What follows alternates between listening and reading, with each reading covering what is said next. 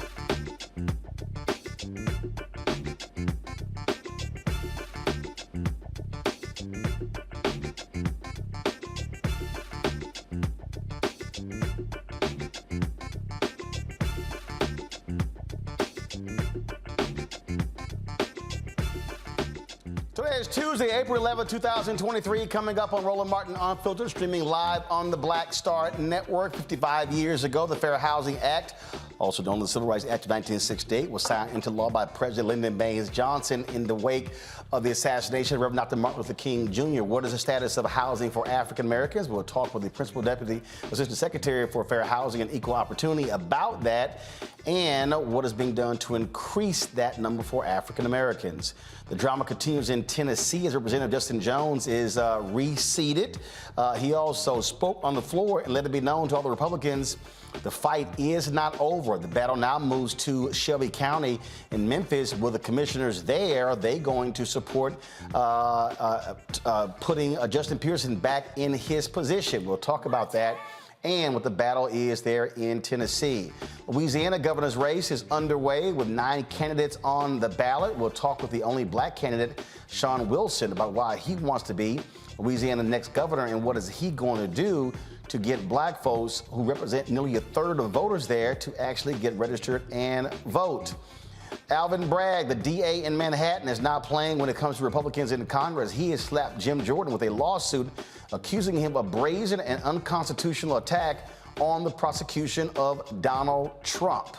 Also, you're feeling overwhelmed trying to manage all of your administrative tasks and meetings. Well, in our Marketplace segment, we'll talk with the founders of Essence Virtual Assistants, a virtual assistant company that works with you to help you manage your business and lifestyle. Folks, it is time to bring the funk on Roland Martin Unfiltered on the Black Star Network. Let's go. He's got it. Whatever the miss, he's on it. Whatever it is, he's got the scoop, the fact, the find. And when it breaks, he's right on time and it's rolling. Best believe he's knowing. Putting it down from sports to news to politics. With entertainment just for kicks, he's rolling. It's on Go, roll, y'all. It's Roland Martin, yeah. Rolling with Roland now. He's funk, he's fresh, he's real, the best, you know he's Roland Martin now.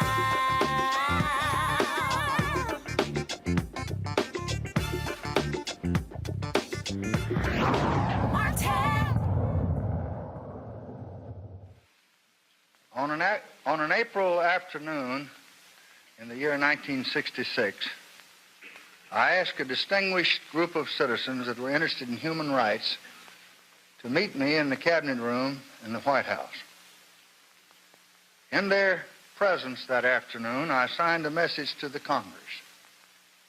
That message called for the enactment, and I quote, of the first effective federal law against discrimination in the sale and the rental of housing in the United States of America. Few in the nation, and the record will show that very few in that room that afternoon, believed that fair housing would in our time become the unchallenged law of this land. And indeed, this bill has had a long and stormy trip. We did not get it in 1966. We pled for it again in 1967, but the Congress took no action that year. We asked for it again this year, and now, at long last, this afternoon, its day has come. I do not exaggerate when I say that the proudest moments of my presidency have been times such as this, when I have signed into law the promises of a century. Now, many people may not realize, you heard President Johnson talk about the difficulties in 1966 and 67 and early 1968. The reality is that it was being filibustered by Republicans and Southern Democrats. That's right. You had many Republicans in the North and other parts, frankly, who did not want black folks living in their neighborhoods. April 4th, 1968, Dr. King was assassinated. The next day, President Johnson sends a letter to the House saying, pass this bill to honor the legacy that Dr. King gave his life for. before, and it was several days later when that bill was actually signed into law. You often have heard me say this on this show, that black success in America has always been paid as a result of black blood. That is the case with the Fair Housing Act. There's no doubt if Dr. King was not assassinated, Republicans and Democrats would have continued to filibuster this bill. So the question is, how has this actually changed housing in this country, and has it been for the better for African Americans? That is the issue that we're talking about on this 55th anniversary of the Fair Housing Act. Of course, it is designed to prohibit discrimination in housing and applies to renting or buying a home and getting a mortgage or seeking housing assistance.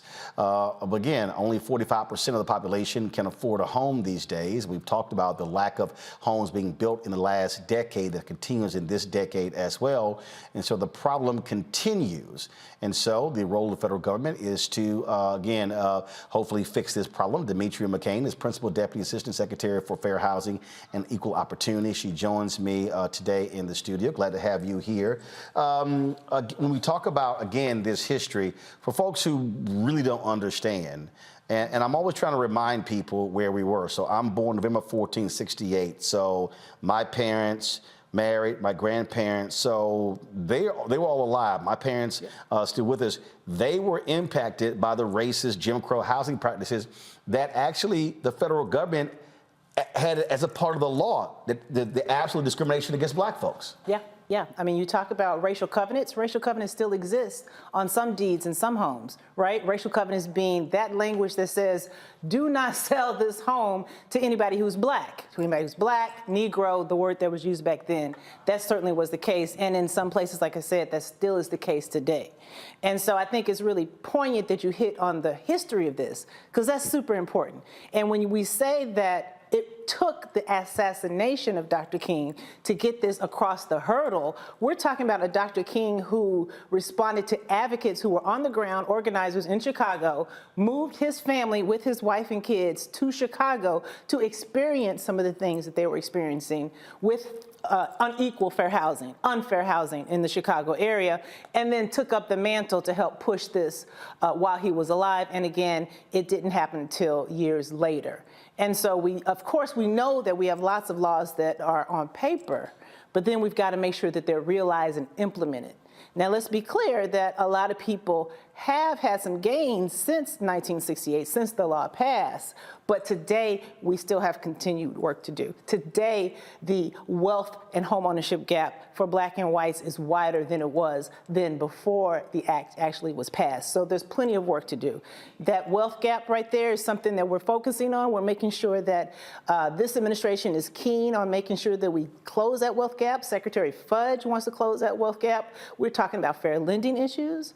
We're talking about home appraisal discrimination, which is huge right now, and it's a big problem.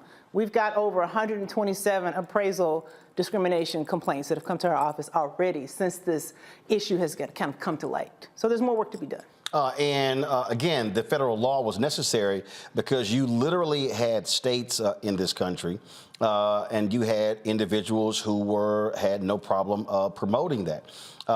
Folks don't realize when Ronald Reagan ran for governor of California, that was a proposition that basically would allow folks to discriminate. He actually said, quote, if an individual wants to discriminate against Negroes or others in selling or renting his house, he has the right to do so.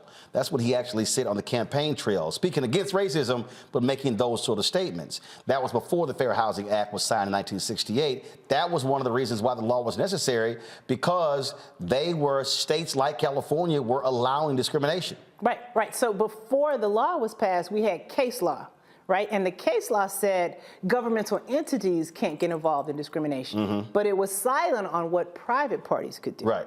And so that's where we were even before 1968. Because and what people also don't realize, redlining the country, that came directly from the realtors. That was from the realty industry. Right, with sign-on by the federal government, the Homeowners Loan Corporation. So the federal government had a hand in that. And that's clear. This administration has made clear that government, federal, state, local government has had a hand in some of the discrimination that we've seen in the past, so we've got to fix it.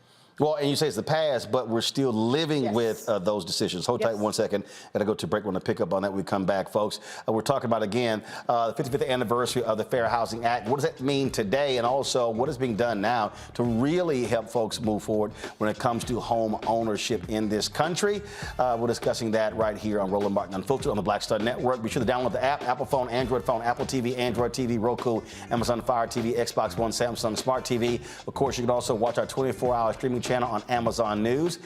Just simply go to Amazon News, go to Amazon Fire, click Amazon News. You can actually see the channel. Plus, if you have Alexa, just simply say, Alexa, play the Black Star Network. Then you can hear the audio from the show as well. We'll be right back.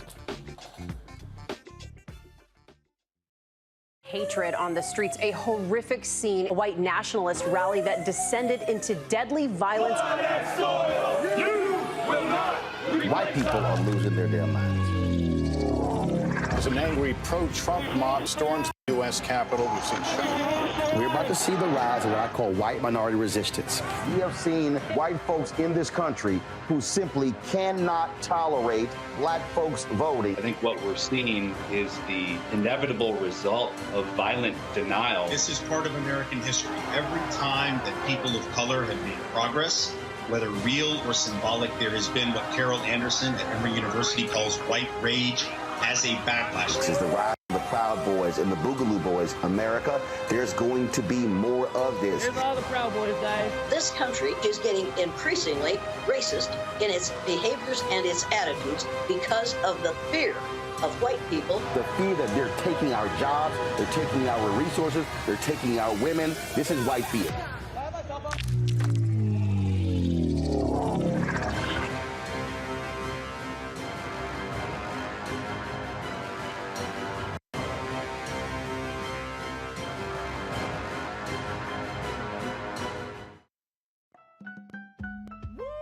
We're all impacted by the culture, whether we know it or not. From politics to music and entertainment, it's a huge part of our lives, and we're going to talk about it every day right here on The Culture with me, Faraji Muhammad, only on the Black Star Network.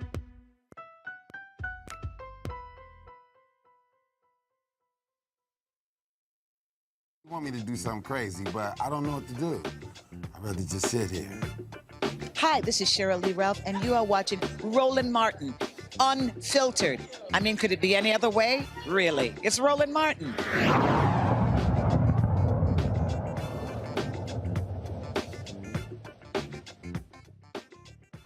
All right, folks, welcome back. We're talking about housing in America. It's an issue that we've often focused on. We understand how folks build wealth in this country. This is one of the biggest ways, and unfortunately for African Americans, we've long had issues.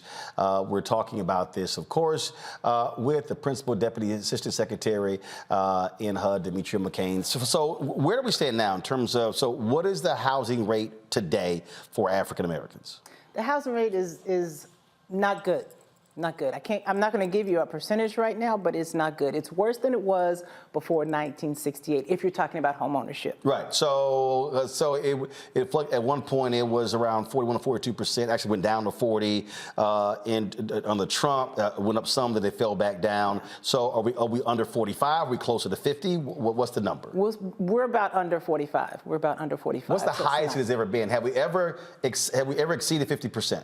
I actually don't have that figure for you right now, but I don't believe we've ever exceeded 50%.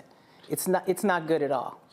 And so what is HUD doing today to change this? Well, from a fair housing perspective, we're going out, we're making sure that people understand that if they believe they've been discriminated against in the fair lending space, then we're open for business. We'll take those fair housing complaints. And when discriminated against, like what kind of stuff is still happening? I'm going to give you a perfect example. I myself, when I was a new homeowner, I got a check in the mail a couple of years after I bought my house. Didn't know what it was for. Turns out there was a case against the lender, right? And the lender had overcharged people of color. Now, how did I find out about that lender? It was advertised on Black radio from my hometown, and they were calling out for women to come and learn about home buying, and that's how I connected with that lender. And next thing I know, there was a settlement, there was a case, unbeknownst to me, there was a settlement, and I got a check in the mail. Because guess what? Discrimination sometimes is covert and sometimes it's overt. Oh, I remember buying my first home. I remember the bank. So they actually wanted to see deposit slips for my wife and I because they didn't believe in the income. And I was like, first of all, I don't keep no damn deposit slips. And we both were like that ain't happening. Then they backed off of that. But we were like, who the hell shows deposit slips? It's like the number is a number. Right. And did they ask other buyers that question, right? So in my situation, I was overcharged. How am I supposed to know if I was overcharged? You know, if you're as a new homeowner, you're just signing a bunch of papers, right? I was overcharged. And like I said, the case settled based on discrimination against Black and brown people in the market where I was living. So when someone, what things should people be looking out for as they're going through this process where they can actually file a complaint? Well, I mean, it's the sniff test. Like you knew something was wrong. You had a sense that something was wrong. In that situation, it's worth, first of all, contacting a local Fair Housing Initiatives program. That's usually a nonprofit in a community that can help you with that type of situation. Are those nonprofits listed on HUD's site? Yes, How would someone know? absolutely. Just go to HUD.gov/Fair Housing, and then you can look up our Fair Housing Initiative programs. They're not in every city in America, but they're in most major cities. So if it's not in your city, then what do you do? Well, you can just call our office and try to file a complaint, and we'll try to help sniff it out. But those FIP programs, and we provide a lot of money to those FIP programs to help people in the communities, what they can do, sometimes some of their methods include testing, right? Sending a paired test, for instance, undercover shoppers, so to say, to see if people are treated the same or differently. And they have other methods as well. But those people who are on the ground who can really help you, like I said, you can always call our office. Sometimes if you contact our office, we'll connect you with your local FAP. Here's a lot of acronyms. That stands for Fair Housing Assistance Program. Fair Housing Assistance Program is local or state government that have entered into a contract with us to try to handle some of these cases and investigations. And so those are around the country as well. Y'all also work hand in hand with the Department of Justice. We've seen some of their most recent announcements targeting folks who've been involved in discrimination in housing. Yeah, so both Department of Justice and our office both have jurisdiction under the Fair Housing Act to investigate fair housing cases. So either one is fine. Either one is fine. And sometimes we do have to go in together on certain types of unique type of issues. Is there a particular part of the country where y'all are seeing this is more persistent and pervasive? Well, I tell you, I'll put it this way. We have 10 regions around the country. Our regions with the heaviest number of complaints tend to be Region 4, which is the South, right? The Atlanta, Floridas, those types of areas. Region 6, too, gets a lot of traffic. What states are those? Texas, Louisiana. Honestly, these are places that you might guess, right? And so those offices tend to be our heaviest office where we get the heaviest amount of complaints. For instance, in fiscal year 21, we took about just over 11,000 complaints from around the country, right? Most of those complaints that come in are based on disability, but the second most those are based on race. And intersectionality is real. Sometimes some of these complaints come in based on race, national origin, disability, more than one of the 7 protected classes. And for folks who don't know, those 7 classes are? 7 classes are race, color, national origin, religion, sex, which includes gender identity and sexual orientation, familial status. What does that mean? Fancy way of saying, are there kids in the home, or is somebody pregnant, or is somebody about to adopt, right? And disability. So those are the 7 protected classes under the Fair Housing Act. And like I said, intersectionality is real. You can be discriminated against on more than one of those protected classes. Okay, all right. Again, if people want more information, where do they go? They go to HUD.gov/Fair Housing. And to check out all the things we got going on for Fair Housing Month, HUD.gov/F as in Frank HM for Fair Housing Month. All right. We invite you. All right, Dimitri, we appreciate it. Thanks a lot. Thank you. All right, folks, we'll be back on Roland Martin Unfiltered on the Black Star Network. Be sure you want to support us, join our Bring the Funk fan club. You can do so by, of course, checking money orders, P.O. Box 57196, Washington, D.C., 20037-0196, Cash App, $RM Unfiltered, PayPal, R Martin Unfiltered, Venmo is RM Unfiltered, Zelle, Roland at RolandSMartin.com, Roland at RolandMartinUnfiltered.com. And be sure to get a copy of my book, White Fear, How the Browning of America is Making White Folks Lose Their Minds, available at bookstores all across the country, Amazon, Barnes & Noble, Target, Books A Million. Also, you can download a copy on Audible as well. And be sure to, of course, download our app where you can see all of our programs, this show, plus Deborah Owens Show, Jackie Hood Martin, Stephanie Humphrey, Faraji Muhammad, Greg Carr, as well as Rolling with Roland. Don't forget our Melba Moore interview, one-on-one, drops tomorrow at 11 a.m. Eastern on the Black Star Network. So be sure to check it out. I'll be back in a moment. Lost my daughter. I didn't know where she was. So I had to figure out how to survive, how to eat, how to live. I don't want to go into the details because she's here, first of all. She may not want me telling that story.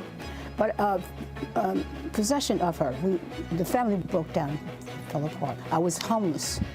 I had to figure out, I didn't have a manager or an agent or anybody anymore, and I'm the talent. So I got to figure out how to be the agent. I had to figure out, how does business work?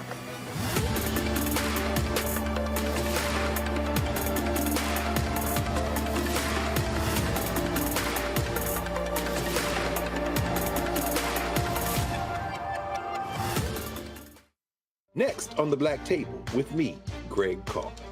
Dr. Kwasi Kanadu, author, scholar, and healer. He is one of the truly representative thinkers and activists of our generation. I had a dream, a particular night, and when I woke up, several ancestors came to me, and they came to me and said, "We really like what you're doing, but you have to do more." His writing provides a deep and unique dive into African history through the eyes of some of the interesting characters who have lived in it, including some in his own family. The multi-talented, always fascinating Dr. Kwasi Kanadu on the next Black Table here on the Black Star Network.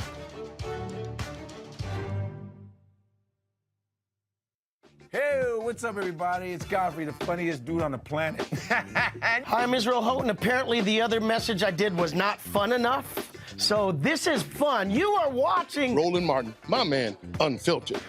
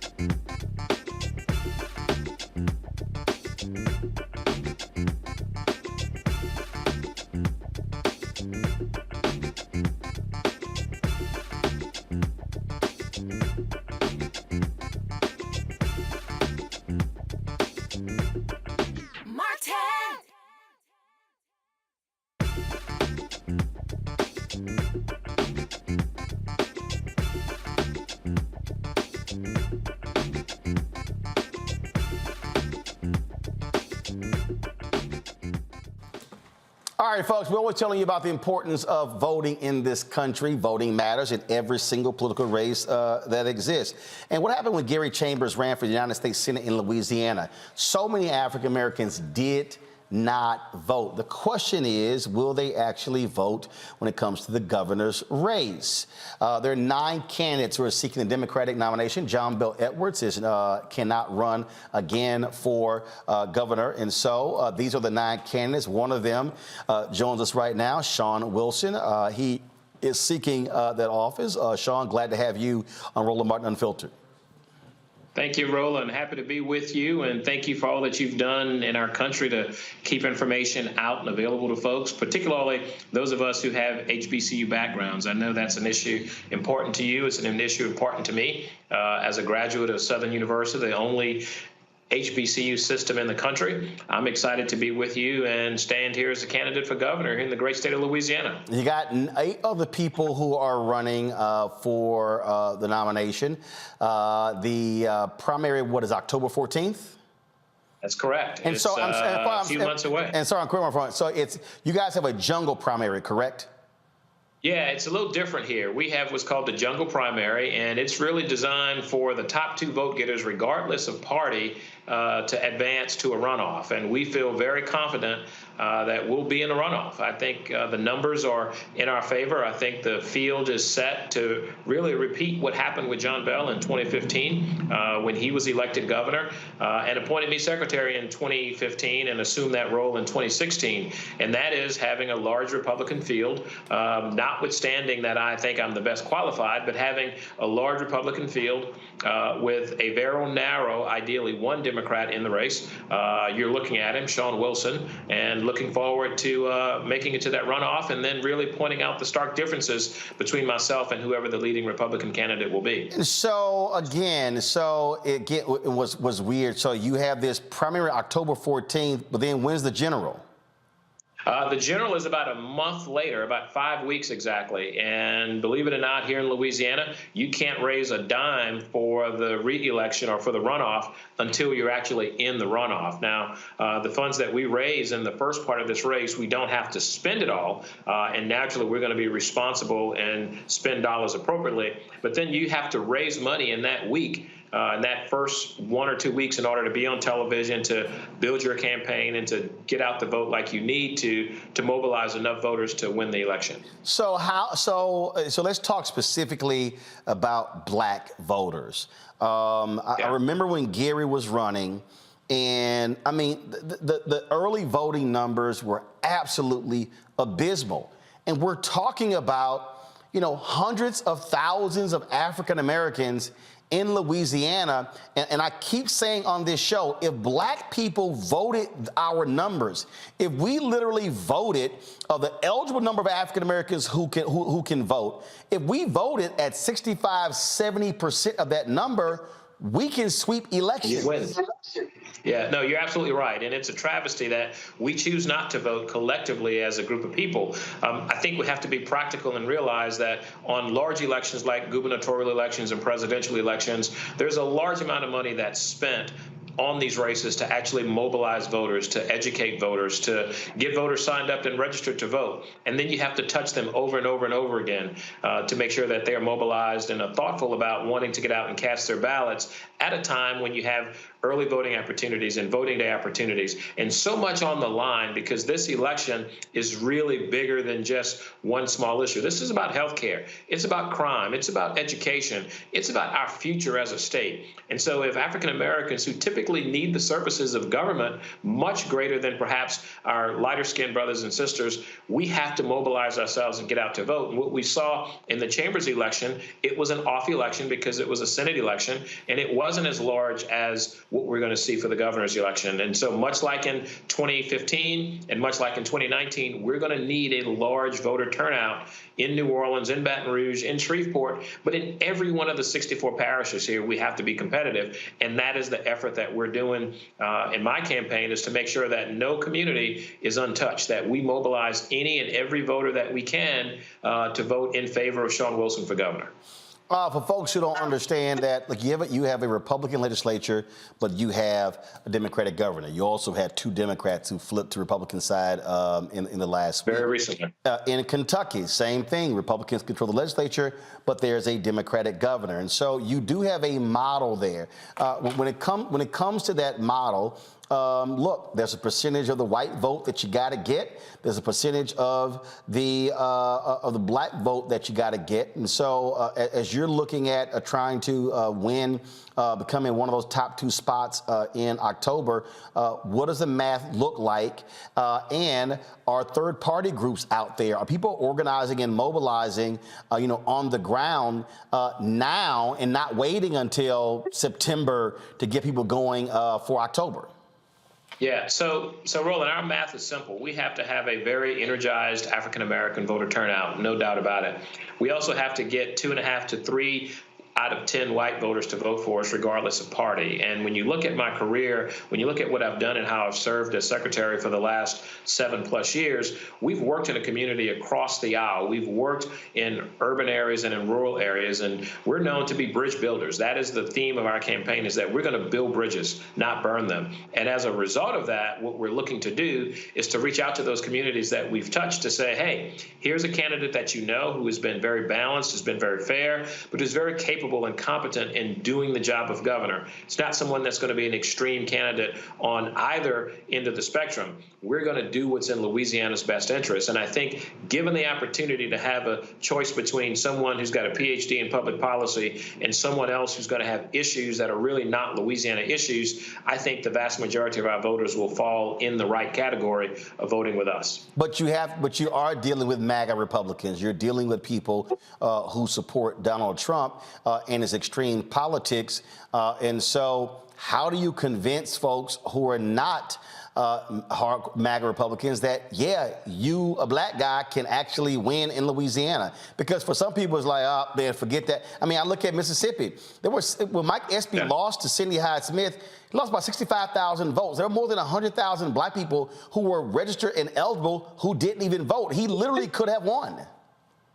I call it the sting of apathy, Roland, because it is a stinging situation when you see how close it was and that people just chose to stay home and not actually go out and vote. I think for those individuals who are going to classify themselves as MAGA Republicans, I don't have the pipe dream that we're going to convert all of them. But when you look at that population, a lot of them look at federal government and what's happening nationally a lot differently than what you do here. And I realize that the Republican Party is going to have a solid 25 to 30% of what that vote is. But that's still leaving us 25 to 30% of votes to compete for. That's still leaving a large swath of Democratic voters out there and independent voters. And our polling data shows when you look at qualifications, when you look at competence, and you look at the ability to run an effective campaign that can be well-financed, we can be competitive. It's not lost on me that we've only elected 3 African-American governors here in the country. Governor Wilder did it, Governor Patrick did it, and most recently my frat brother Wes Moore did it in Maryland. There's no reason why Louisiana cannot be the 4th state in our nation's history in over 150 years to elect an African-American governor. But that's not why I'm running for governor. I don't want to be the first African-American. I want to be the best governor that Louisiana's ever had. I want to be the governor that takes care of crime, the governor that builds an education system, creates jobs, and builds infrastructure, one that makes sure that people are healthy. And so that kind of message, I think, is going to appeal to moderates, it's going to appeal to independents, and it's certainly going to appeal to Democrats who know what that is like to have those resources and not lose them. Let's not forget that the expansion of Medicaid here in Louisiana that's provided insurance and health care for over 500,000 people will expire 2 months after the next governor takes office. I'm the only candidate that's committed to ensuring that that stays there. That's huge for us because we can't create jobs. We can't transform our economy into an energy economy, a clean energy economy, if we don't have people who are healthy. We can't expect you to learn if you're not well. So that is a fundamental right that you deserve. And I'm the only candidate that's talking about maintaining that and building on that to go forward in Louisiana. And so I think that kind of message appeals to voters here in Louisiana, Republican, Independent, and of course, Democrats. Hold tight 1 second, going to a break. We have a few more questions to ask. Shawn Wilson, running for governor there in Louisiana. My panel will got some questions for you as well. Folks, you're watching Roland Martin Unfiltered on the Black Star Network. YouTube, hit that like button, folks. We should easily be over 1,000 likes. Love to see y'all commenting on our OTT app as well. We'll be right back on the Black Star Network. We feel the hidden impacts of climate change that land harder in Black, brown, and Native communities. Not many people talk about it because they clearly don't know our lives. But with President Biden's landmark infrastructure and climate plans, our issues are finally seen. Removing lead pipes means we know our water is safe. Cutting carbon pollution helps our kids breathe easier. 1.5 million new jobs means stable work in communities. The impact we need. Right now. On the next Get Wealthy with me, Deborah Owens, America's Wealth Coach, have you ever had that $1 million idea and wondered how you could make it a reality? On the next Get Wealthy, you're going to meet Liska Askalise, the inventress, someone who made her own idea a reality and now is showing others how they can do it too. Positive, focusing in on the thing that you want to do, writing it down, and not speaking to naysayers or anybody about your product until you've taken some steps to at least execute. Liska Askalise on the next Get Wealthy, right here, only on Black Star Network.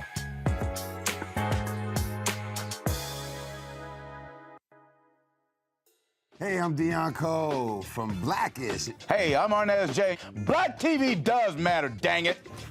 Hey, what's up, y'all? It's your boy Jacob Lattimore, and you're now watching Roland Martin right now. Stay woke.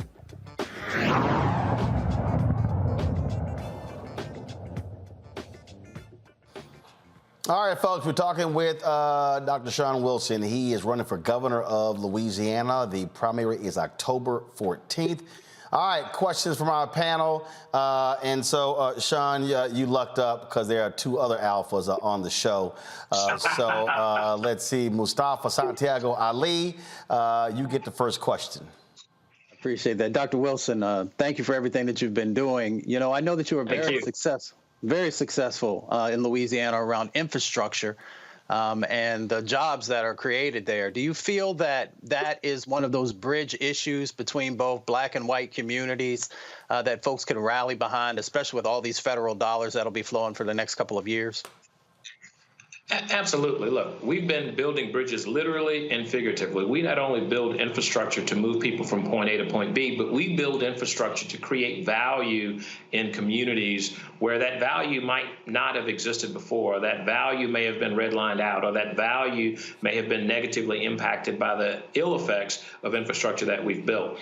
We've been successful at building projects that we've promised communities for 30 plus years, and we've done it in a way that's been sensitive to the environment, sensitive to not only the natural environment, but the built environment as well. And we've done it in a way, believe it or not, to actually create business opportunities. One of the things I'm most proud of as secretary is when I started at the department, we had an 8.3% DBE goal. And I used to call that a disadvantaged business enterprise. I call it now a diverse business enterprise because none of those businesses are really disadvantaged. But we grew that number from 8.4 up to 16% right now as we speak. And last year, we actually exceeded our goal of 15.8. Those are businesses that are growing and creating payroll in the communities where our infrastructure exists. And not only that, we grew the number of minority-owned businesses that are participating. But guess what? When I became secretary, our executive budget was $1.4, $1.5 billion.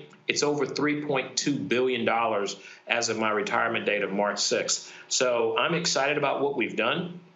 I understand the impact that this has on a global market, but I also understand that local market that exists where you need a workforce, you need opportunities for businesses to establish themselves and to get a piece of the American dream, which is working for government. Government spends millions and millions of dollars to add value in communities. And the work I've done in infrastructure is absolutely a calling card for what we can do in the larger sense. And figuratively speaking, the work we do in infrastructure creates jobs that are long-term. We're not building projects that last for 10 or 15 years. We're building communities that are going to be here for the next 50 to 75 years, and doing it with quality, doing it with class, and doing it with innovation. And I am most proud of that fact. And then the last thing I'll tell you is I'd be remiss if I didn't talk about the safety implications of the projects that we've built. We know that Black and brown communities have a higher percentage of the deaths that we see on our highway systems. Last year alone, we had over 46,000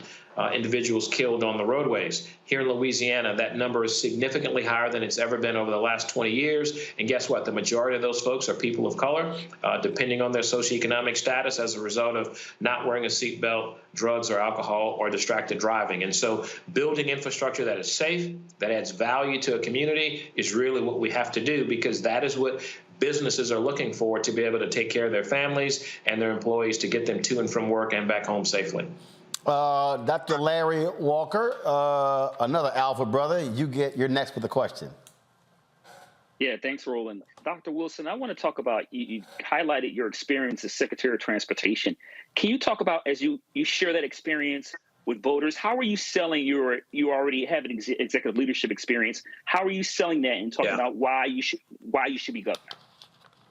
Great question, brother. I will tell you this. I tell people, when I was appointed secretary, I was not an engineer. My background is urban and regional planning. I've got a master's in public administration and a PhD in public policy. I was one of the younger secretaries in the country. And at the time when I was appointed, I was the only African-American secretary in the entire country of any state department of transportation. Fast forward to me becoming the president of AASHTO, the American Association of State Highway Transportation Officials, the first African-American in the 108-year history of AASHTO, which is our national association. There are now 6 secretaries at the end of my retirement of departments of transportation. And so I tell people my experience in government is really leading at a time when our state was hurting. We had an administration that had spent an inordinate amount of money, not necessarily on infrastructure and investing in systems, but we gave money back to people, and we put ourselves in a very difficult position. We inherited a budget deficit of about $2 billion, and we have now turned that around and created a surplus of equal value to that $2 billion deficit going forward for disasters. Little did we know we'd have a global pandemic. Little did we know that we'd have the financial crisis. Little did we know that we'd have as many hurricanes and tornadoes that hit Louisiana. But little did we know that the Biden administration, for the first time in decades, would actually pass a bipartisan infrastructure law that was far-reaching in terms of impacts in communities all across this country, urban and rural alike. And so when I look at my career, when I look at my tenure over the last 7 years, it mirrors what you need in governing. You need someone who's going to be responsible, someone who can respond in a disaster, someone who's going to believe in science, and someone who's going to actually act in the best interest. And most importantly, you're going to need someone who can work with whoever's in the White House, whoever's in the legislature, in a bipartisan fashion to deliver what's important for Louisiana. And so I look at my record and put it up against anyone else. I look at my preparation, and clearly it stands head and shoulders above those other candidates in this field. And then I look at my commitment to public service, whether it's through Alpha Phi Alpha, as a 10-year mentor for Big Brothers Big Sisters, as a board member of United Way, and most of all, as a Boy Scout leader. I was Scoutmaster for 4 years as the Department of Transportation and Development Secretary. And so the reality is I've put more out there than I've taken back from this. Public service for me is a ministry, and my 25 years of service reflects that. And I put that record up against everyone else, and it's exactly what we look for in leaders, what we say we look for in leaders. And I'm going to give Louisiana an opportunity to exercise what they say and actually vote for someone, regardless of race, regardless of geography, regardless of socioeconomic status, regardless of your political party. Do what's right and elect a governor that's capable and qualified of leading Louisiana. All right, I'll go to the AKA Randy Bryant. And Randy, go ahead. The DEI disruptor. Go ahead, Randy. You have such an impressive record, clearly, and I really am impressed with how you've been able to work with everybody to make change. You just touched on this point about how people should vote regardless of party, and I was seeing a poll that was we can't always trust these, but they said that Louisiana was headed in a direction that they didn't like.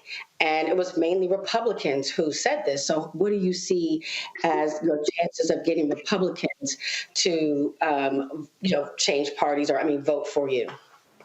Well, first, Randy, I will tell you, thank you for being a sorrow, because my wife, who's a member of AKA, and my daughter both would be remiss if it was just alphas on this call and not AKA. So thank you for being here. Yeah, but they're still behind us, though, but go ahead. It all started in 1906, brother. It all started in 1906. So I will tell you this, when you look at polling data that says we're headed in the wrong direction, I ask someone this question of the day: does the wrong direction mean our rural health system has been 100% intact compared to other states that have lost rural hospitals? When our health system is actually expanding and growing and our medical industry is investing and we're saving lives, what about that fact do you not want to advance?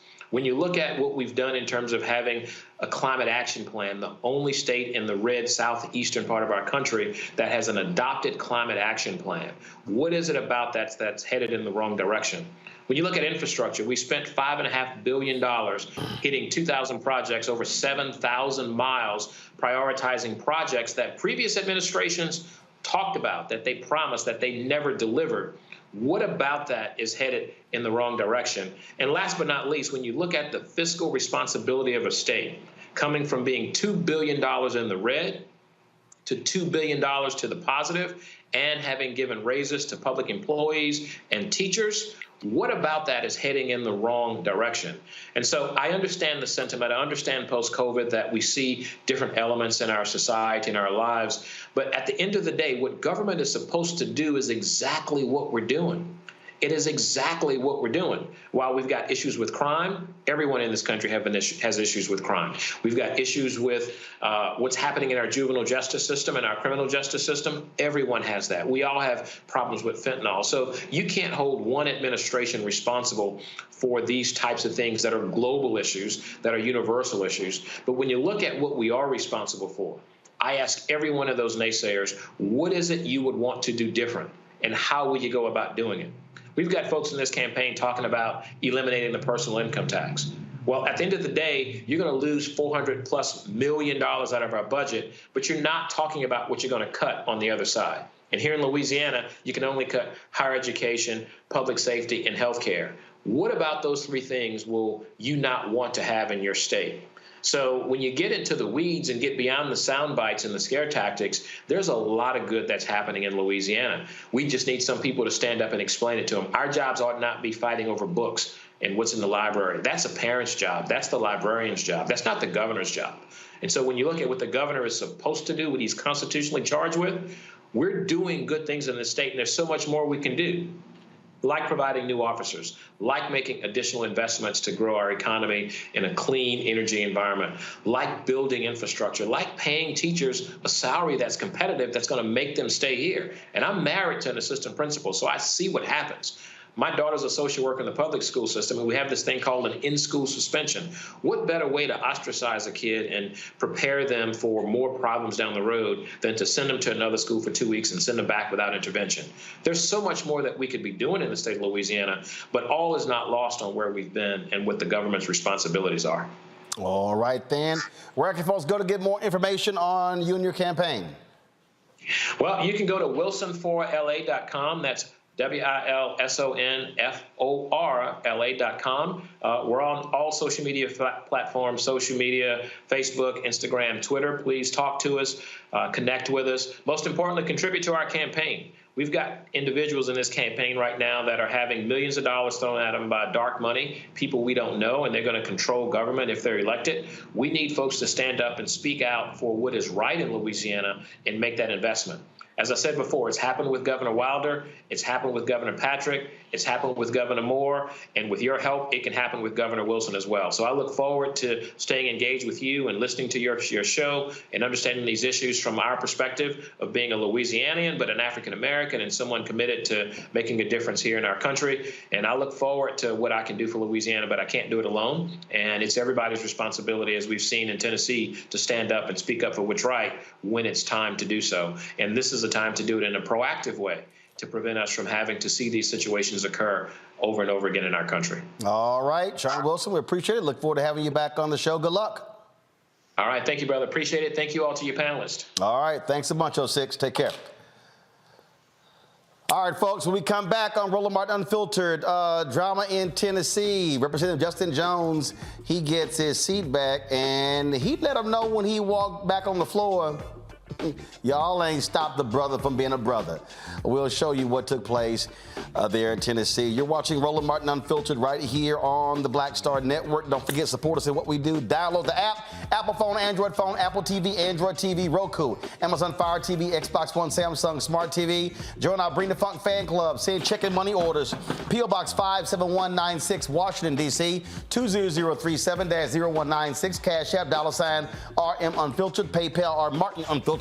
Venmo is RM Unfiltered. Zelle, Roland at RolandSMartin.com. Roland at RolandMartinUnfiltered.com. We'll be right back. When you talk about blackness and what happens in black culture, we're about covering these things that matter to us, speaking to our issues and concerns. This is a genuine people-powered movement. There's a lot of stuff that we're not getting. You get it, and you spread the word. We wish to plead our own cause. Too long have others spoken for us. We cannot tell our own story if we can't pay for it. This is about covering us. Invest in black-owned media. Your dollars matter. We don't have to keep asking them to cover our stuff. So please support us in what we do, folks. We want to hit 2,000 people, $50 this month, raise $100,000. We're behind 100,000, so we want to hit that. Y'all money makes this possible. Checks and money orders go to P.O. Box 57196, Washington, D.C. 20037-0196. The Cash App is $RM Unfiltered. PayPal is R Martin Unfiltered. Venmo is RM Unfiltered.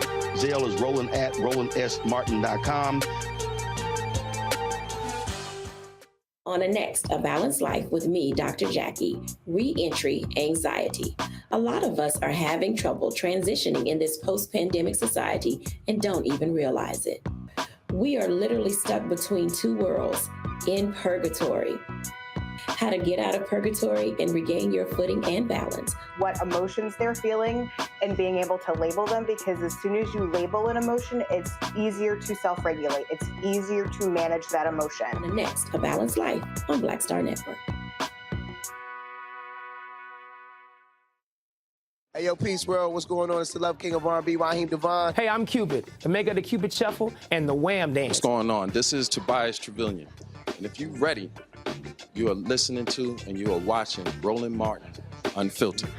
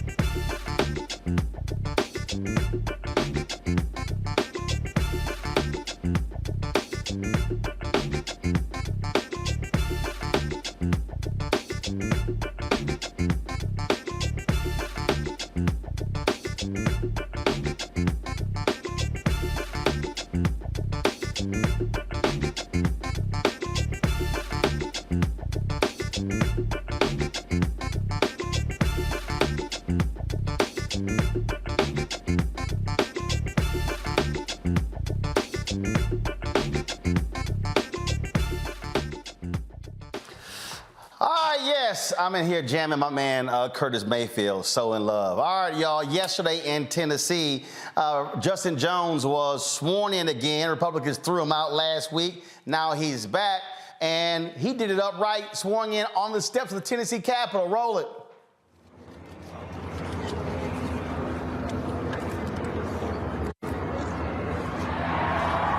sworn in, surrounded by all sorts of people there. If the Republicans thought that they were going to sit here and get some brownie points, nah, all you did is wake up a sleeping giant. And then Rowland, when he walked onto the floor, walked in like a bruh with Representative Gloria Johnson. That's right. Fists in the air, all the mad-ass, sourpuss, conservative white Republicans sitting there, all in their feelings, as he let them know, what's up, bitches, I'm back. That's pretty much what he said right there, so that's what he said. Then, of course, because they were all upset, trying to gavel it in as he walked, and then he said, I got a few things to say.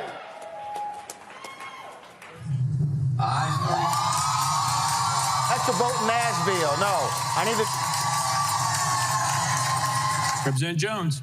Thank you. Mr. Speaker, I want to welcome the people back to the people's house. I want to welcome democracy back to the people's house. That on last Thursday, members of this body tried to crucify democracy, but today we stand as a witness of a resurrection of a movement of a multiracial democracy that no unjust decision will stand. And that this represents the point that there comes a time where time itself is ready for a change, and that time has come back here in Nashville, Tennessee. That truth crushed to the ground will rise again, that what you intend for evil can be used for good, to restore the heart of democracy in our state. And so I come here to stand with my constituents, with the people of Tennessee, to say that no unjust attack on democracy will happen unchallenged. That the abuse of this body will not happen in the comfort of silence. And so I come here, most importantly, though, not as an individual, but I come here to say that the people of District 52, 78,000 people, have a voice in this chamber once again.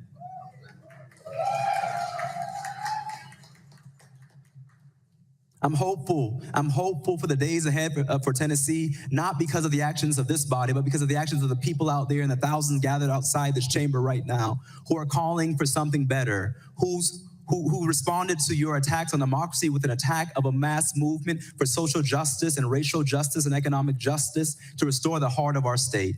And so I want to thank you all, not for what you did, but for awakening the people of this state, particularly the young people. Thank you for reminding us that the struggle for justice is fought and won in every generation. And so the people of Tennessee, I stand with you. We will continue to be your voice here, and no expulsion, no attempt to silence us will stop us, but it'll only galvanize and strengthen our movement. And we continue to show up in the people's house. Power to the people. That little pimp stroll right there, fist held up, like, yo, what's up? See, that's how you walk back on the floor, Randy. You come in, and then with the power fist, letting all of them know, yeah, I'm back, you punk asses. Absolutely. That's how you're supposed to do it. See, Larry, they thought they were gonna sit here and, oh, we gotta kick him out. We'll never see him again. He's like, nah. All y'all did was kick me out for 3 days. I'm back. He's back and strong. Yeah. So basically, it reminds me of that lyric, close your mouth because you played yourself. So the Republicans thought that they were going to, expel him and never hear from him again. But as he talked about the power of this multiracial coalition and people realizing that democracy is under attack, not only in Tennessee, back where I'm in Florida and the other places, that these challenges that Republicans are continuously doing to erode democracy.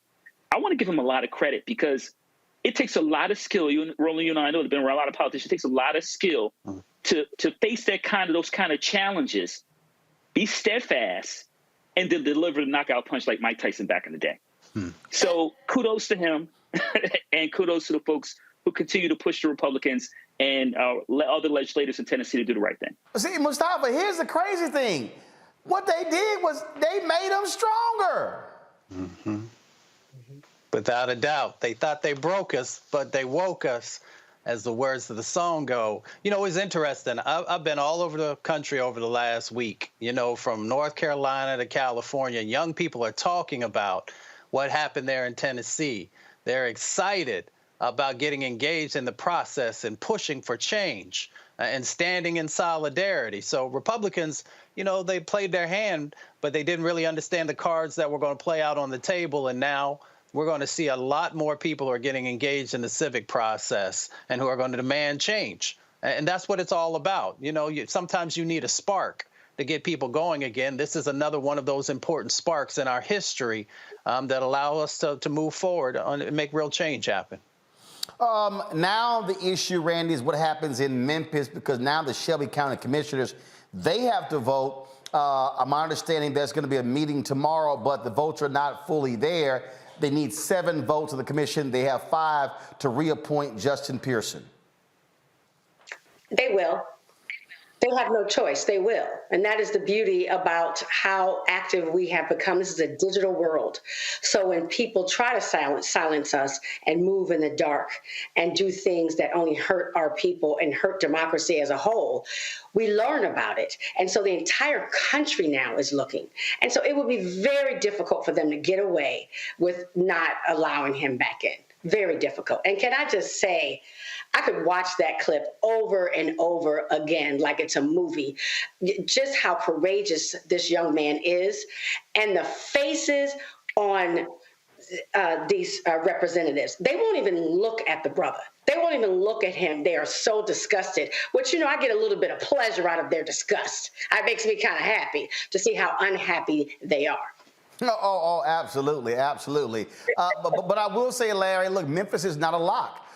Because one of the things that you have going on there, as we said with Tammy Sawyer last week, you got the mayor who is saying that Republicans in the legislature may not fund this expansion of FedEx Arena. They're talking about $350 million. And so this is how petty these folks are. But I'm going to tell you right now, the Shelby County Commissioners will look like some damn fools if they choose not to reappoint Justin Pearson. Yeah, you know, the Republicans stay mad when they lose.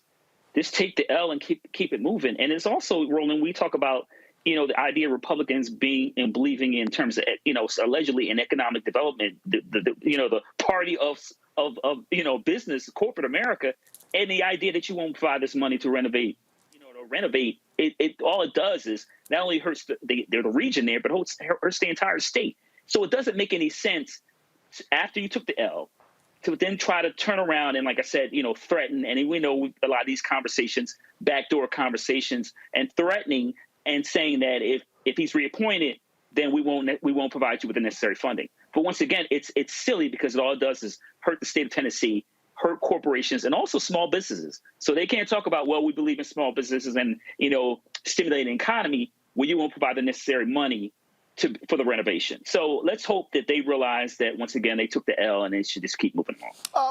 But stop. I mean, here's this. Reverend Barber said something yesterday that's critically important, and that is folk have to understand that this thing is bigger than Justin Jones and Justin Pearson. He said 75% of the Republicans who ran unopposed. And this really has to be a rallying moment, an opportunity to build infrastructure there in Tennessee. You are guaranteed to lose if you never have folk who are running. And so they have to also change that. And so I hope when Reverend Barber goes in on Monday with Moral Mondays, I really hope folks are focused on the importance of building coalitions when it comes to what happens next. Without a doubt, building coalitions, making sure that we have talented candidates, supporting those candidates is going to be critical, because you have got to compete for all of these offices on the local level, the county level, and on the state level. And that's what they're afraid of, is that folks are going to get motivated to show up at the polls, but also to begin to look critically at these positions and to fill these positions so that it erodes their power and privilege. So we're going to make sure that the individuals have an opportunity to fully compete and have the resources that they need. And I know there's a lot of us who are willing to give our dollars and our time to make that become a reality. Folks, don't forget Monday, Reverend Barber, repairs of the breach, and other clergy will be in Nashville for Moral Monday. There will be there, folks. Again, more information, go to www.breachrepairs.org. And so we will be live streaming with them on Monday. We'll be having it right here on the Black Star Network, keeping you abreast. So remember, this thing is bigger than just what is taking place. It is bolder as well. All right, y'all, when we come back, I want to talk about what Republicans are doing, how they are trying to go after black men using hip-hop artists. I'm explaining to you what the right-wing website Rumble, what they announced today, but I'm going to explain to you what the real strategy is. And brothers, the right is targeting you. I'll explain next on Roland Martin Unfiltered on the Black Star Network.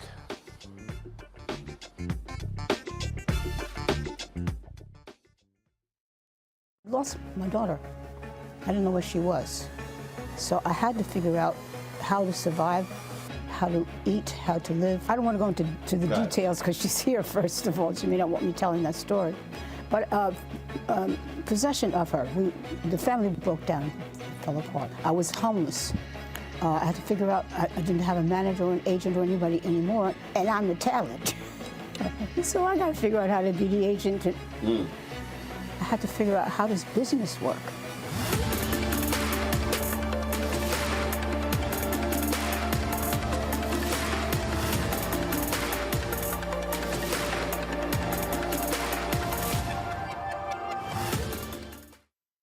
On a next, A Balanced Life with me, Dr. Jackie. It's spring, hallelujah. But hold on, it's not all fun and games. With the sun and the warmth comes the need to clean, the clutter, mentally, physically, emotionally, socially. All of those things need to happen. Getting rid of the clutter and clearing the cobwebs in our head and in our home. That's next on A Balanced Life on Black Star Network.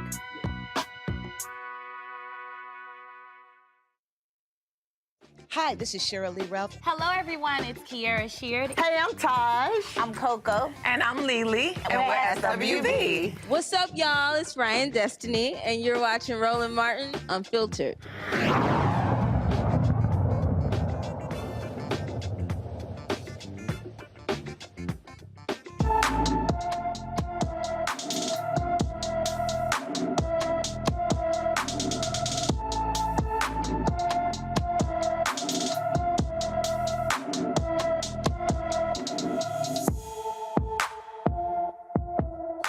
Makira Williams has been missing from her Bernice, Louisiana home since January 7th.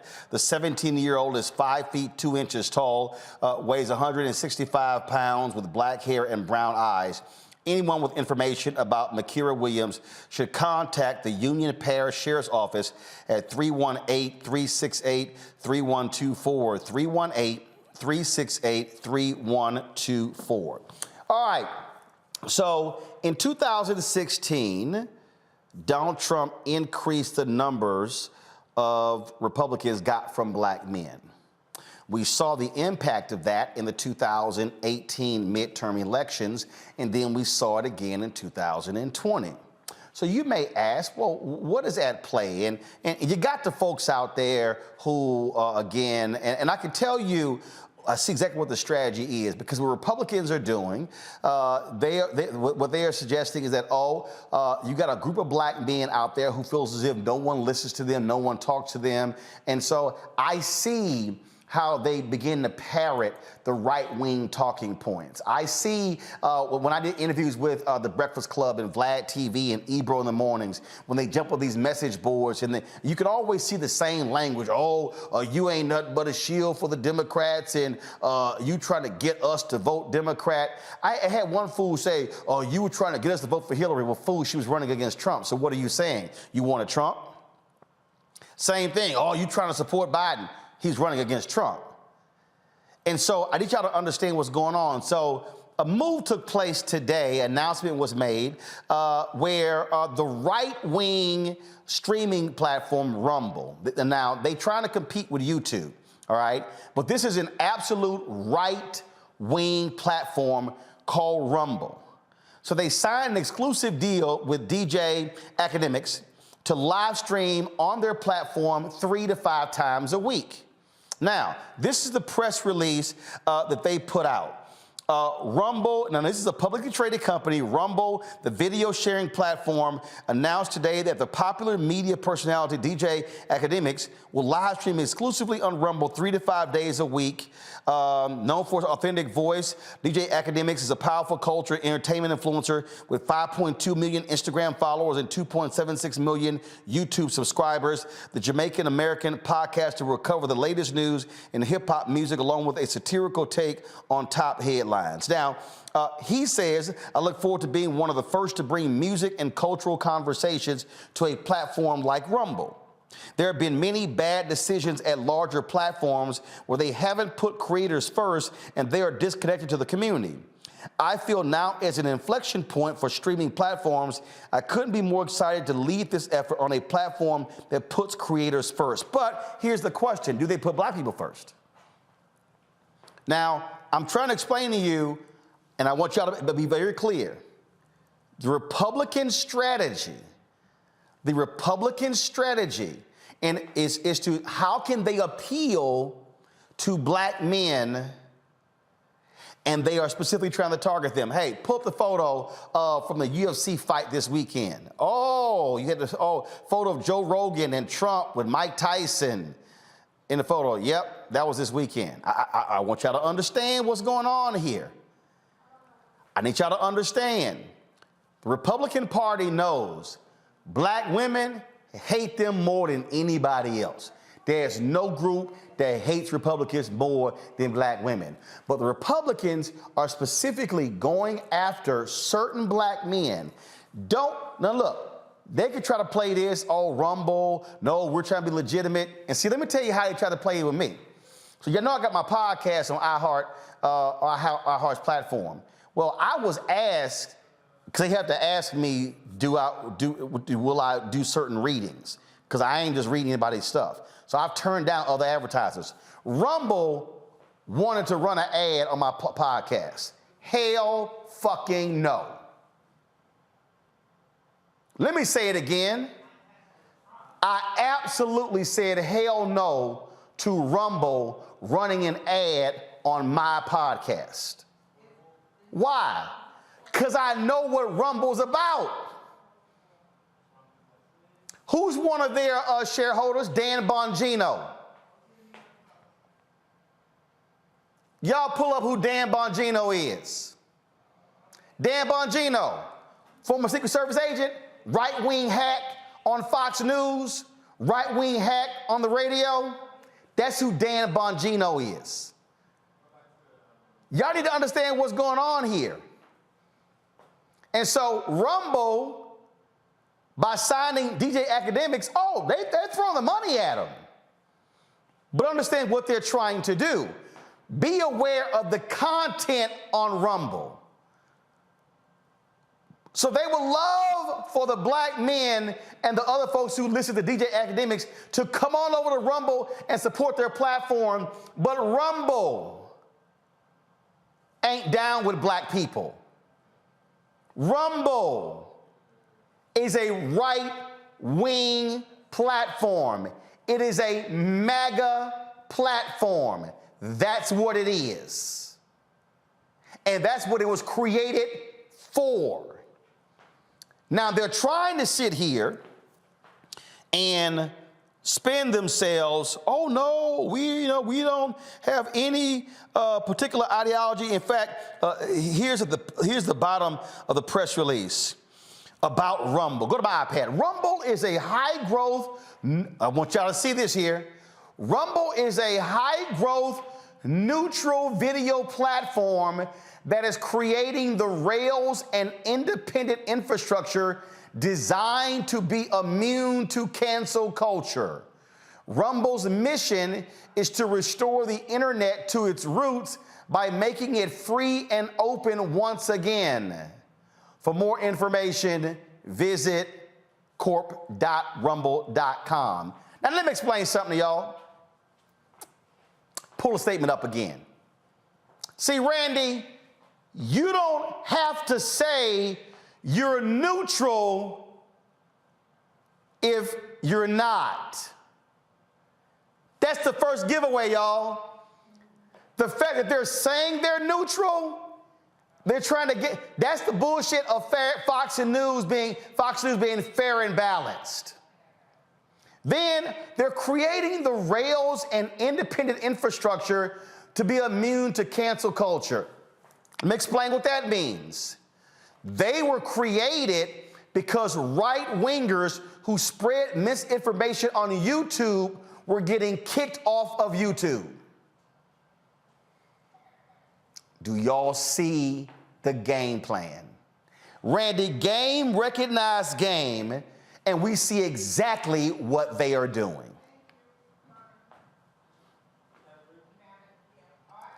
You're muted.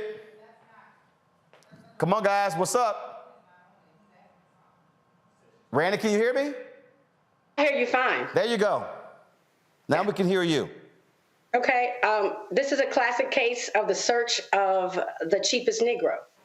Yes, they are paying him quite well. By cheap, I'm talking about having some boundaries, to have some pride in yourself and not be willing just to sell your entire race out, because he knows who Rumble is, but he's taken the bait and the price. So it's a case of the cheapest Negro, in my opinion, and it's just unfortunate. It's just unfortunate. And here's the deal. Here's the deal. I don't know. I have never met DJ Academics. I have no idea. I don't know the decision to sign. I don't know what he signed for. What I do know, Larry, who Rumble is. And I do know what their strategy is. I do know exactly what they're trying to do. And I'm not going to sit here again. I don't, they might say, oh, no, we're trying to be, this is how we're trying to do it. Nah, see, here's the whole deal. We know exactly what is going on here. And I need y'all to understand, okay, this is from Pew. See, y'all, this is from Pew, December 21st, 2022. Key facts about Rumble. Right here, while 20% of U.S. adults say they have heard of Rumble, only 2% regularly get news there. Overall, just 6% of Americans regularly get news from at least one of the 7 sites studied, and no single site is used for news by more than 2% of U.S. adults. Now, here's the key. I need y'all to understand what's going on here. This is from Pew. This is not, you want to know who's neutral? It's Pew. Roughly 3/4 of those who regularly get news from Rumble, that 76% identify as Republicans or lean toward the Democratic Party, while 22% identify as Democrats or lean Democrat. Larry, this is Rumble's attempt to bring black people to Rumble to not just listen to his show, but the other shows on the platform. Game recognized game. You laid it out really well, Roland, and it sounds like they're going after all the right-wing hoteps in the black community, basically. But if brothers are watching this, don't fall for the banana and tailpipe. You highlighted what they're trying to do in terms of this new partnership. And like you said, I'm quite sure he got paid handsomely, but no money is worth selling out the community.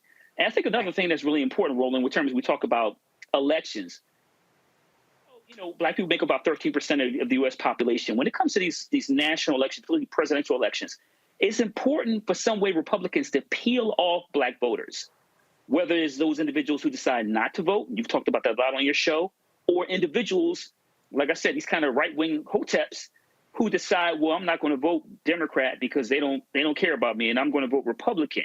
And so what that is, it makes it easier in some of these swing states to win. So once again, I need brothers who are watching this, and then you laid it out perfectly. You need to talk to black men in barbershops, mosques, churches, etc., playing ball, whatever you're doing in the gym, to tell them don't fall for this. And then once again, it's really important to remember which party is focused on healthcare, education, and making sure that your civil rights are protected. Now, Mustafa, again, let's go back to Pew. Go back to my iPad, y'all. I'm trying to teach y'all. This is what Pew says. A closer look at news consumers on Rumble. 54% men, 44% women. Here's the key. Matter of fact, Anthony, put in one of these monitors. I need to point some stuff out. So give me the big monitor over here. Okay, I want to walk y'all through this because I really need y'all to understand. I need y'all to understand the map here. Because I'm trying to walk. And again, let me be clear. I don't know DJ Academics. I don't know him. I would love to talk to him. And again, he probably got a great deal paying him lots of money. I'm explaining to y'all what the Rumble strategy is here because you need to understand who makes social media sexy. Black people. I told y'all, black people, by our usage of Clubhouse caused Clubhouse's market cap. They went from launch to a $4 billion valuation in 9 months. Black people, we make social media sexy. So here's the deal right here. This is Pew, okay? A closer look, news consumers. What I tell you, 54% men on Rumble, 44% women. Get news from more established social media sites. 48 men, 51 women. They're targeting men. Now, let's go up here. Rumble, look at the numbers here. Ages 18-29. Zoom in. 18-29, 17. 30-49, 32. 50-64, 31. 65 plus, 20. That means that Rumble attracts 51% of their people are 50 plus. 51%. Throw in 30-49. That's 83%. Why are they paying DJ Academics? Right there. 17. They want him to get that number up. Who follows him? Black people, especially black men. Oh, boom. Let's go to education. High school or less, 45. Some college, 31. College plus, 23. Other sites, let's go on over here. What do these numbers show you? Right here. High school, 38. Some college, 32. College plus, 30. What does that tell you? Rumble appears to largely white people, white Republicans, high school or less. I need y'all to see, y'all don't get, when you're watching these announcements, you need to understand what you're watching. Now, let me go to the big number as to why Rumble signed DJ Academics. Right here. Boom. 67% of Rumble's users are white. 5%, Mustafa, are black. 23% are Hispanic. 1% is Asian. This right here, 5% black, 17%, 18-29, that right there, Mustafa, is why Rumble signed DJ Academics to that big deal, because they want to target black people, but specifically black men, in anticipation of the 2024 election. That's it right there. There's intentionality. And folks need to realize that folks literally have strategies about how to win these elections, how to utilize social media, how do you get the right influencers, just sharing at first some general information, and then as time goes by, they begin to change that information, and before you know it, you've been indoctrinated into sort of the right-wing way of thinking about this country. You start to think, well, you know what? Maybe my community doesn't really need all of these resources, or maybe things are not as bad as people say they are. So you got to be really careful, because there's a lot of pimping that goes on, and we often don't pay attention to it until after we done been pimped. So folks need to, one, educate yourself, understand this game that is being played, and then make sure that you are not allowing this misinformation to take over your thinking.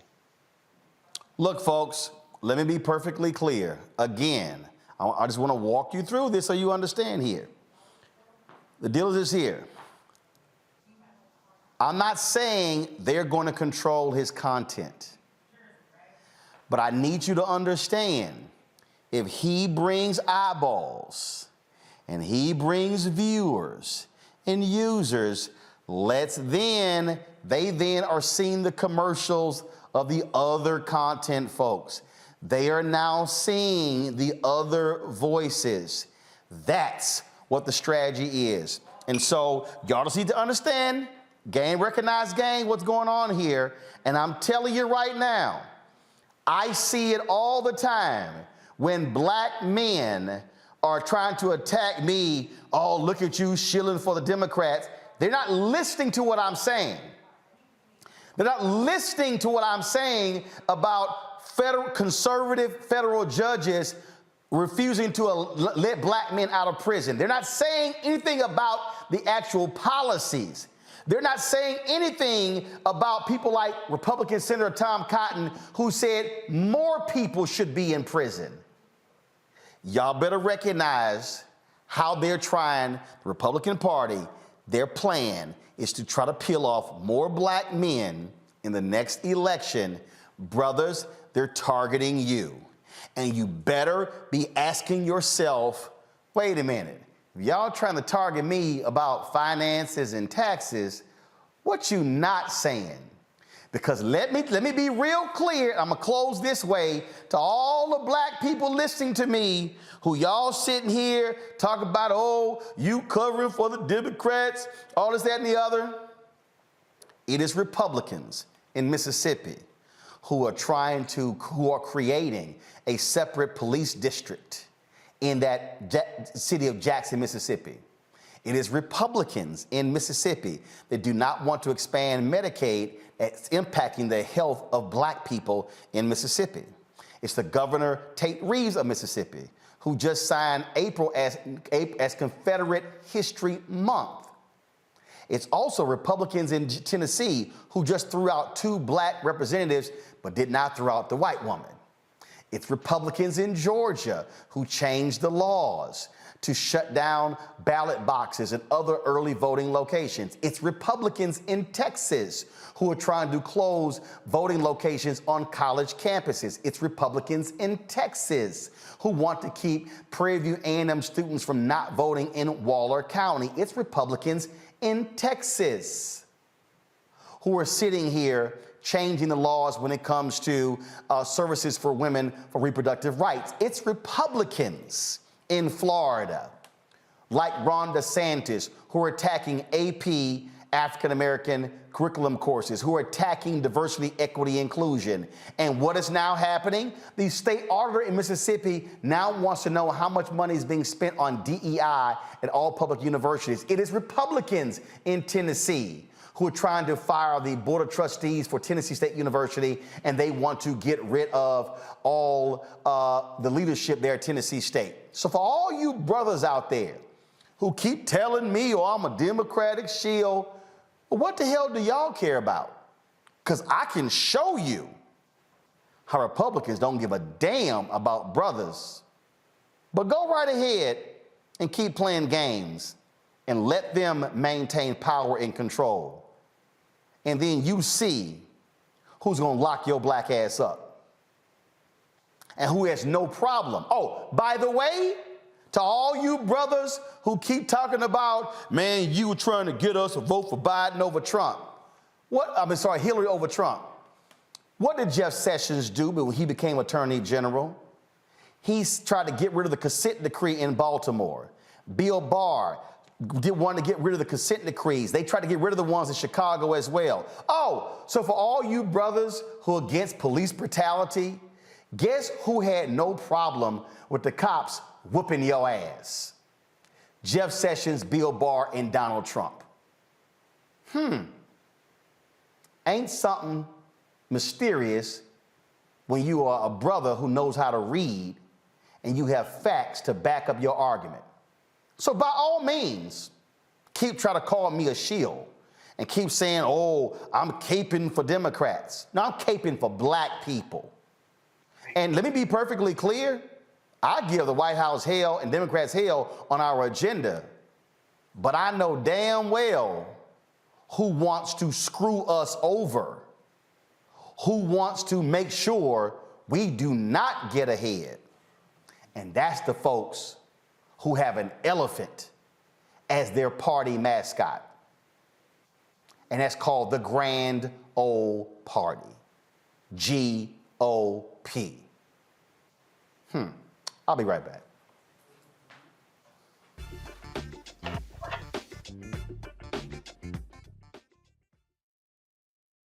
We feel the hidden impacts of climate change that land harder in Black, Brown, and Native communities. Not many people talk about it because they clearly don't know our lives. But with President Biden's landmark infrastructure and climate plans, our issues are finally seen. Removing lead pipes means we know our water is safe. Cutting carbon pollution helps our kids breathe easier. 1.5 million new jobs means stable work in communities. The impact we need. Right now. On the next Get Wealthy with me, Deborah Owens, America's Wealth Coach, have you ever had that $1 million idea and wondered how you could make it a reality? On the next Get Wealthy, you're going to meet Liska Askalise, the inventress, someone who made her own idea a reality and now is showing others how they can do it too. Positive, focusing in on the thing that you want to do, writing it down, and not speaking to naysayers or anybody about your product until you've taken some steps to at least execute. Liska Askalise on the next Get Wealthy, right here, only on Black Star Network.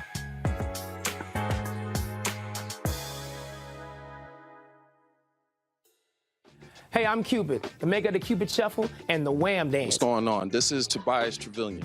And if you're ready, you are listening to and you are watching Roland Martin Unfiltered.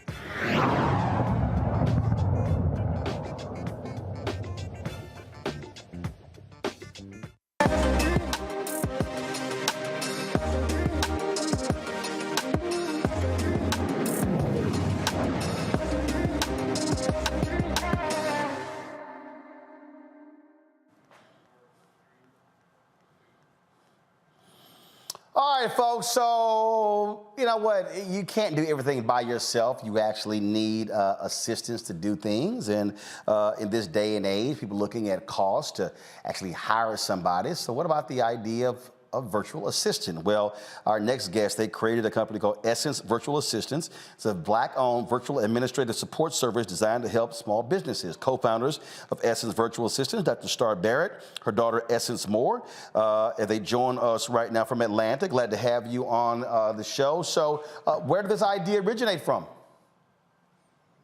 Well, I've been in the business for over 20 plus years, and it originated from really, I always kept it in my back pocket, never launched it. I focused on the event planning aspect of it. But when COVID hit, I was like, I have to figure this out. We're originally from New Jersey. We moved to Georgia, and I'm like, what can I do? And I'm like, oh yeah, I have this virtual assistant firm. So I launched it and did a press release, and it was just an amazing launch. Well, because the reality is, again, it used to be people used to operate as if you needed people to be in one place. And I mean, I can tell you right now, I've actually operated for a company virtually for the last 15 years. So I've had my assistant in Chicago or in Texas. I have a digital person who's in Chicago. I've had people from other parts of the country, and I've been either in Chicago or Texas or in Washington, D.C. And so it's not that hard. So we don't live in a world where you physically have to see the person every day. Right.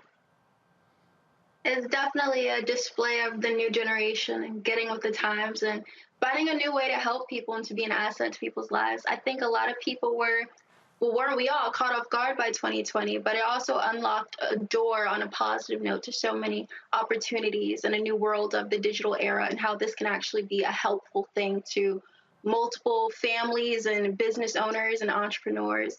And giving people jobs, you know, for the single parents or the guardians who want to stay at home and are scared to go outside or are more comfortable working from the comfort of their home. You know, it was just an amazing opportunity all around, be able to help organizations, small, medium businesses, nonprofits, high profile clients, as well as provide an opportunity for staff to come on board, be a part of our family, and be able to offer services that a lot of organizations need. Well, but technology has also played a huge role in this as well. And so the ability to have virtual calls, whether it's Zoom or Microsoft Teams or Google Meetup or whatever. So there's so many different things that that used to require someone being there in person. Hey, fax this. Well, none of these things are happening now. And so it has changed the game in terms of how people are able to work, and where you don't even require the same amount of space as you used to. Right. And it helps organizations also save on their overhead as well, because you have folks that are working from home, as you stated, and they're in the comfortability of their own house, right? So they have all the equipment that they need, the laptop, the computers, the printers, the phones. You're saving on overheads. You don't have to pay for, you know, an actual brick and mortar insurance and things to that nature. So it's a win-win.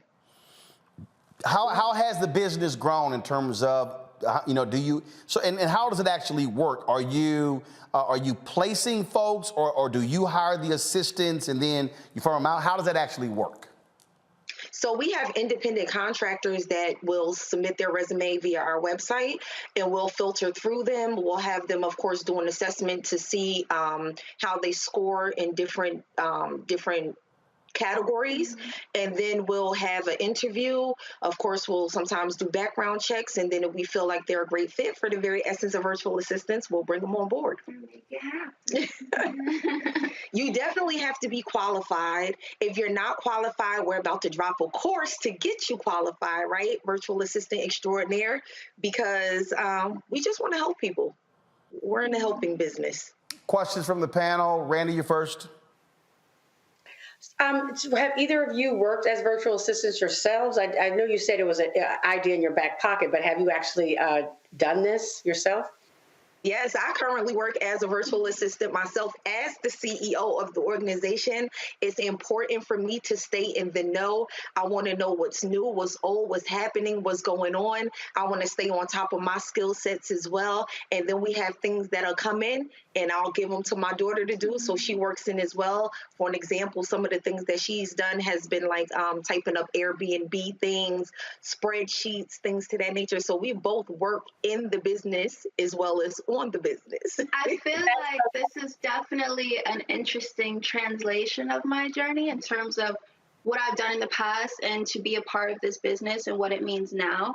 Growing up, I always grew up with an entrepreneur right in front of me, a divine display of what it looks like to own your own business. So I feel like I was always assisting my mom. She has a event planning business as well. So I would attend these events and help run the snow cone machine, the cotton candy machine. And this is just another aspect, another way to not only help her, but to help others. And now it's all virtual, it's all digital. So again, referring and fueling back into this new age and this new generation of technology and what it can provide for us. And so she can learn. Cost? I want her to be able to learn as many skill sets as she can. What's the cost? So this provides that for her. What's the cost?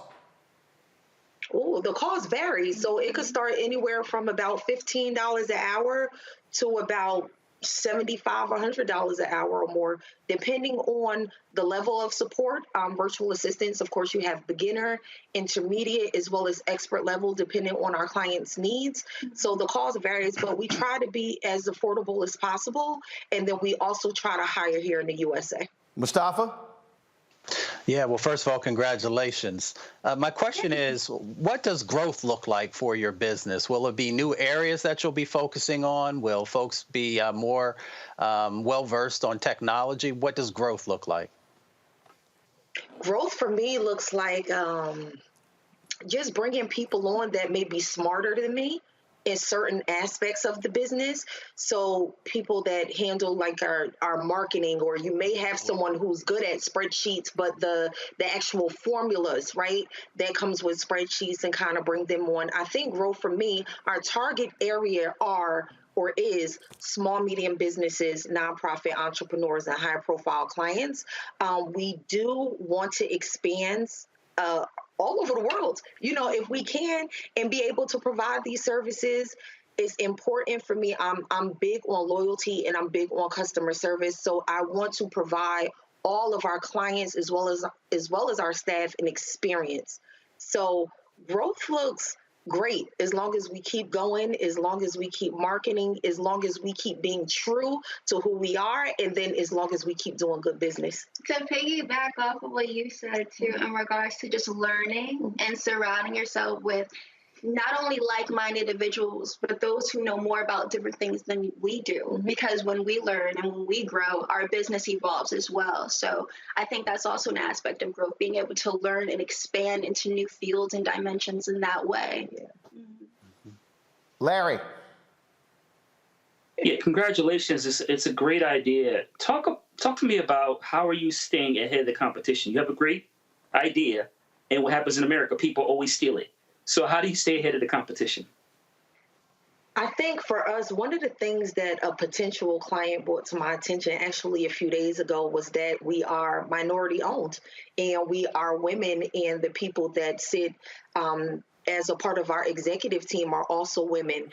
And what keeps us apart from the competition, I would say, is that we provide amazing customer service. I allow people as well, my clients as well as my staff, access to me. I don't sit in office with my door closed. If you have a question, you need to call me, email me, feel free to do so. I'm open. If I'm unavailable, I'll get back to you.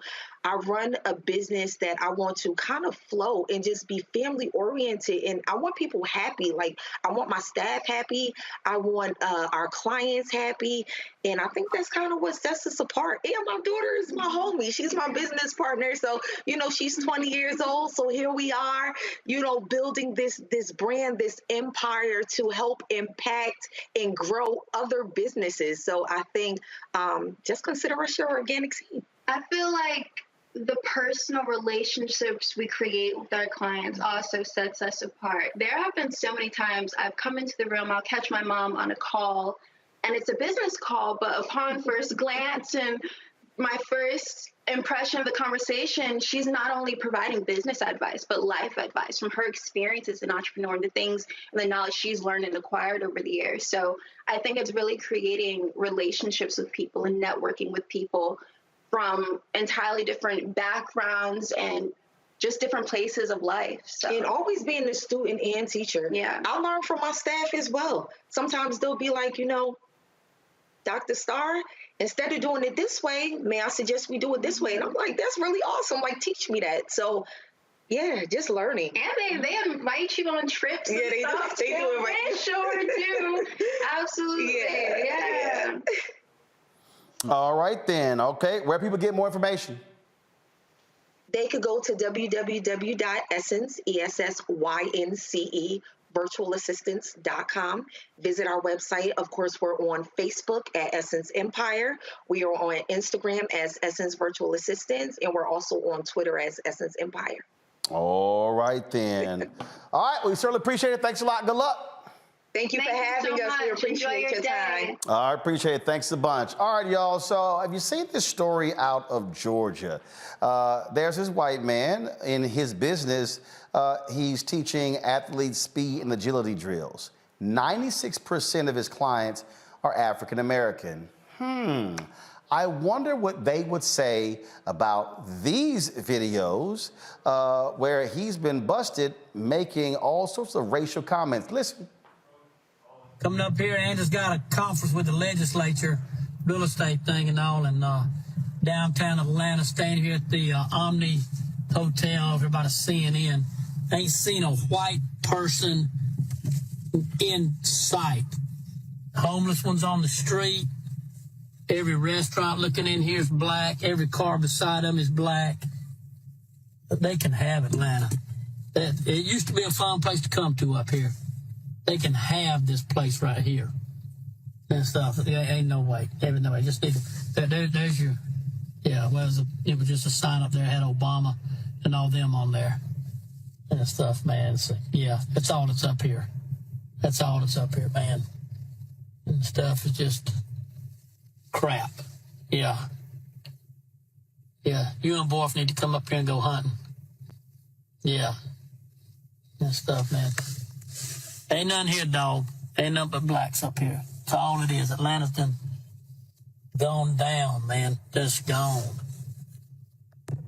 Bro, look at this nigga trying to pull out in front of me right here.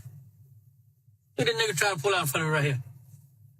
Hey, did you see that tree right there? Yeah. Did you see that tree right there? Roe will hang you from that tree. Yeah. Look what you got me. $129. Look at that. Nice. Look at this nice jacket. Laid out here on the bed for me. Nice. Columbia. Yeah. Columbia, yeah. Yeah. So, got the Glock by the bed. Yeah, let me go. Room service. I need y'all niggas to bring me some chicken wings, 2 hoes, a red bone and a white girl. Yeah, I want the white girl, Roe gonna try the red bone. No, Borf ain't coming. Yeah, he was here and everything. He make them leave. He make the red bone leave. Yeah, he don't do that. Anything. So I tried that one time at the house. Yeah, just Roe. Yeah, he probably do it, and he probably gonna throw her out. We on the 14th floor. He probably throw her out the window when he done with her. Yeah, cheap rate. Atlanta, nigger town. This is the same Mark Taylor, y'all. It has been confirmed as he is the owner of Speed Edge Sports, former defensive back at the University of Georgia. In fact, this is his Twitter page right here, y'all. Go to my iPad, you see it right here, and boom, his photo right here is one of the players. It's in NFL. I hope he loses every single client and all his business, Randy. Everything. I want him to lose everything.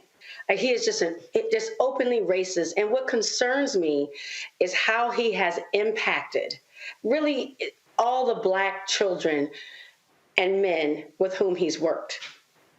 And we know we're going to get a statement of how much he loves black people and how many of them that he's worked. But you can't tell me when you see someone with this much hatred that little things that he would say little things that would affect these young men. There's just no way. Larry, he's been voted the Georgia High School Coach of the Year for track 6 years in a row and makes a lot of money from black folk. Sure does, but you know what? With these videos, we see you now. So I hope all the coaches in the college football and college players and pro players that work with them will put out statements and hurt the bottom line. So I'm waiting for Nick Saban and some of these other coaches, to come out and say, hey, we dissociate with this guy, etc. But I won't hold my breath when it comes to waiting for that.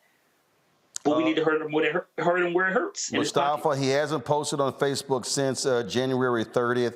Haven't seen any other comment from him. But, trust me, I'm quite sure his phone and email is blowing up. Oh, yeah, folks going to get him. But, as we said earlier, stop letting people pimp you. Stop giving them your money. Stop giving them your time. Stop giving them your image to make more money off of you. So, once you know who somebody is and then you still allow these types of things to go on, that just means you want to be pimped. So to all the black coaches in Georgia, there's a new business you can probably be starting. If you have one, you probably will be getting some new clients real soon. Now that these videos are going out about Mark Taylor. Can't wait to hear him give us a groveling apology. Randy, Larry, Mustafa, I appreciate it. Thanks a bunch, folks. I'll see y'all tomorrow right here on Roland Martin Unfiltered on the Black Star Network. Y'all know how we do it. Keep it real, keep it black and unfiltered. Holla! Folks, Black Star Network is here. Hold no punches. I'm real revolutionary right now. Support this man, Black Media. He makes sure that our stories are told. Thank you for being the voice of Black America, Roland. Stay black. I love y'all. All momentum we have now, we have to keep this going. The video looks phenomenal. See, this difference between Black Star Network and black-owned media and something like CNN. You can't be black-owned media and be scared. It's time to be smart. Bring your eyeballs home. You dig? Pull up a chair, take your seat. The Black Tape with me, Dr. Greg Carr, here on the Black Star Network. Every week, we'll take a deeper dive into the world we're living in. Join the conversation only on the Black Star Network. Hi, I'm Dr. Jackie Hood Martin, and I have a question for you. Ever feel as if your life is teetering and the weight and pressure of the world is consistently on your shoulders? Well, let me tell you, living a balanced life isn't easy. Join me each Tuesday on Black Star Network for A Balanced Life with Dr. Jackie. We're all impacted by the culture, whether we know it or not. From politics to music and entertainment, it's a huge part of our lives, and we're going to talk about it every day right here on The Culture with me, Faraji Muhammad, only on the Black Star Network. I'm Deborah Owens, America's Wealth Coach, and my new show, Get Wealthy, focuses on the things that your financial advisor and bank isn't telling you, but you absolutely need to know. So watch Get Wealthy on the Black Star Network.